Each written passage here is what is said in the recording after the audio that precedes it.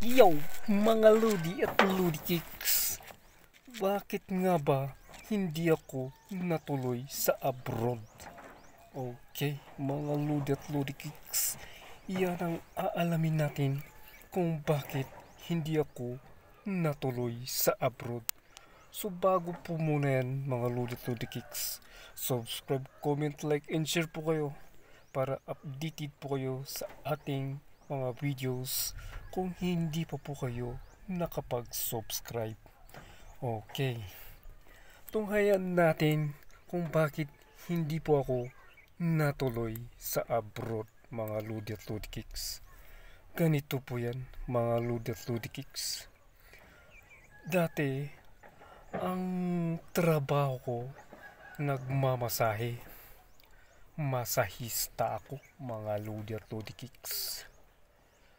Meal massage therapist o kaya masseur ang ibang tawag dyan.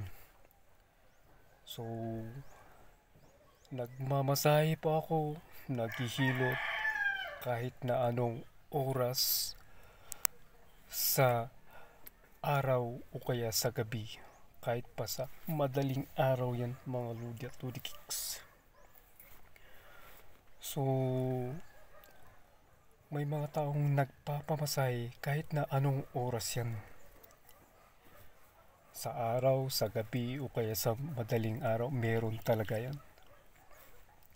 May mga nagpapa-home service, nagpapamasahe sa hotel, sa mga inn, sa mga transient, at kung minsan pumibiyahe ka pa sa ibang lugar, may nagtatawag din sa malayo.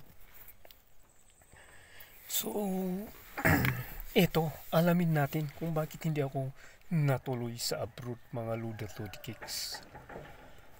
So ganito po yan mga Lodi at Lodi Kicks. Nagkataon yung kliyente ko po na nagpapamasahe ay sa madaling araw siya magpapamasahe. So nagkataon po, nire-replyan ko wala pala akong load kaya lumabas ako para magpa-load. So lumabas ako kasi nga sa gabi sarado ang tindahan. So syempre ang nakabukas dyan sa may town, sa city, dyan sa Baguio City. So dahil nga dito kami sa Baguio City, so pumunta ako sa Magsaysay para magpa-load mga Lodi at Lodi Kicks.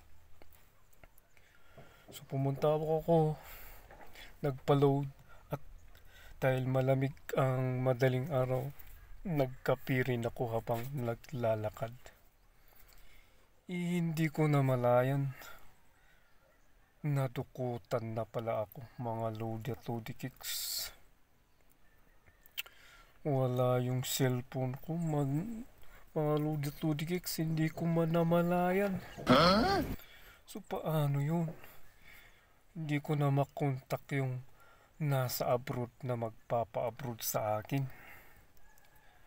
Wala na yung contact number niya. Sinubukan ko rin sa Facebook, wala, hindi ko rin siya makontak. Sa Messenger, hindi ko talaga siya makontak.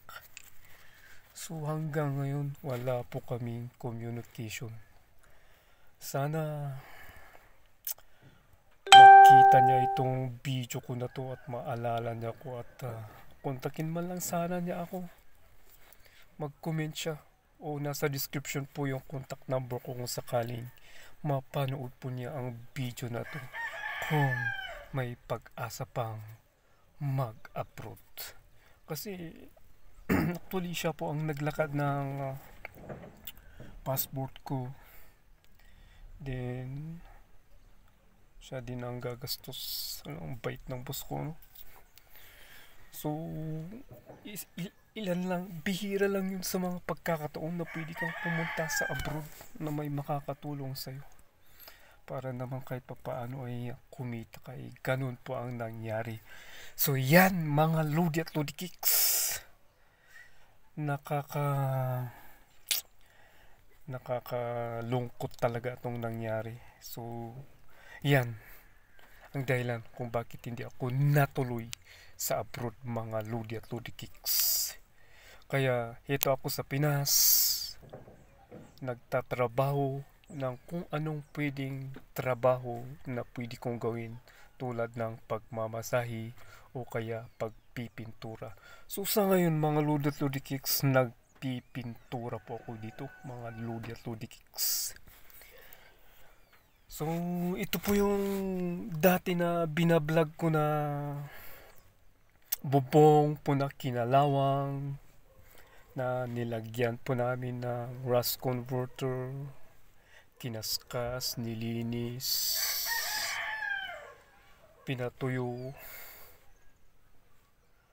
So bago mo, pagka in-applyan mo ng rust converter po yan, kailangan yung rust converter makaabot ng overnight, then kinabukasan kakaskasin, linisin,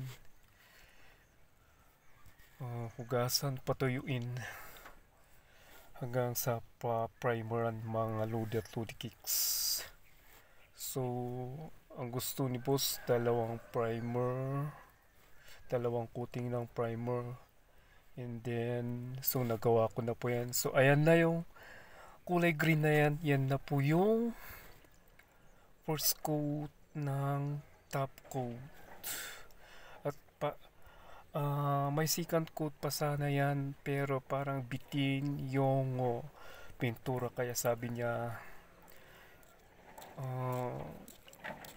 gawin ko yung pintura sa abot ng kaya niya. So subscribe to me, like and share po mga Lodi at Lodi Kicks, kasi magtatapos na po itong video.